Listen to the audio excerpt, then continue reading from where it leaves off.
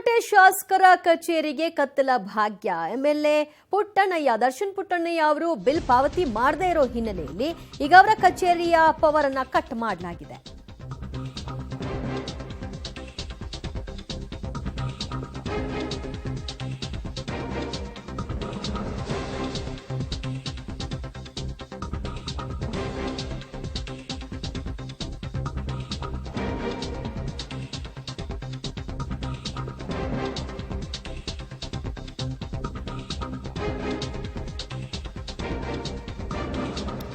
ಮೇಲುಕೋಟೆ ಶಾಸಕರ ಕಚೇರಿಗೆ ಕತ್ತಲ ಭಾಗ್ಯವನ್ನು ಕರುಣಿಸಲಾಗಿದೆ. ಕಾರಣ ಹಲವು ತಿಂಗಳಿನಿಂದ ಬಿಲ್ ಅನ್ನ ಅವರು ಬಾಕಿ ಉಳಿಸಿಕೊಂಡಿದ್ದಾರೆ, ಪಾವತಿ ಮಾಡಿಲ್ಲ.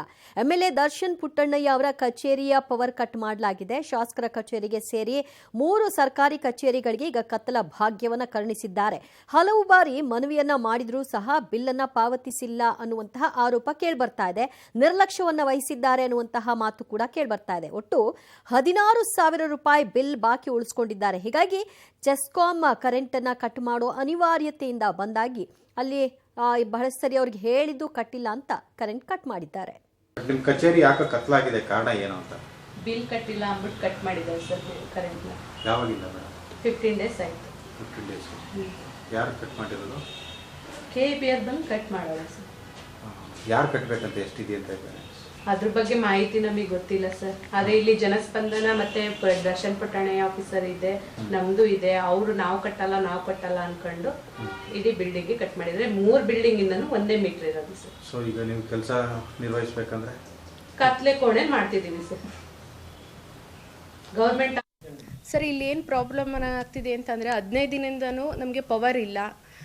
ಈಗ ವಯಸ್ಸಾದವರು ನಮ್ಮ ಆಫೀಸಲ್ಲಿ ಎಲ್ಲರೂ ಬರ್ತಿದ್ದಾರೆ. ಅವ್ರು ಏನಂತಿದ್ದಾರೆ ಅಂತಂದರೆ, ಈಗ ಇಲ್ಲಿ ಕತ್ಲೆ ಕೋಣೆಯಲ್ಲಿ ಯಾವ ಥರ ಬರೋದು ಮೇಡಮ್ ಅಂತ ಅಂದ್ಬಿಟ್ಟು ಅವರು ಇದು ಮಾಡ್ತಿದ್ದಾರೆ, ತಡ್ರಿಸಾಡ್ಕೊಂಡು ಬರ್ತಿದ್ದಾರೆ. ನಾವೇನು ರೆಸ್ಪಾನ್ಸ್ ಮಾಡೋಕ್ಕಾಗ್ತಿಲ್ಲ ಅವರಿಗೆ.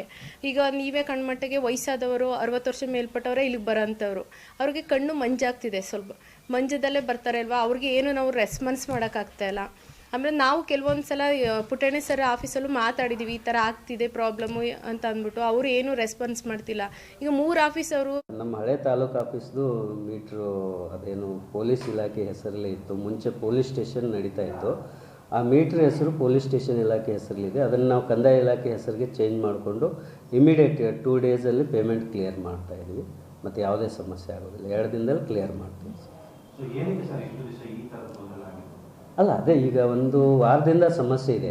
ಅದಕ್ಕೆ ನಾವು ಅದನ್ನ ಕಾರಣ ಹುಡುಕಿದಾಗ ಹಿಂಗೆ ಗೊತ್ತಾಯ್ತು ಅದು. ಯಾಕಂದ್ರೆ ನಾವು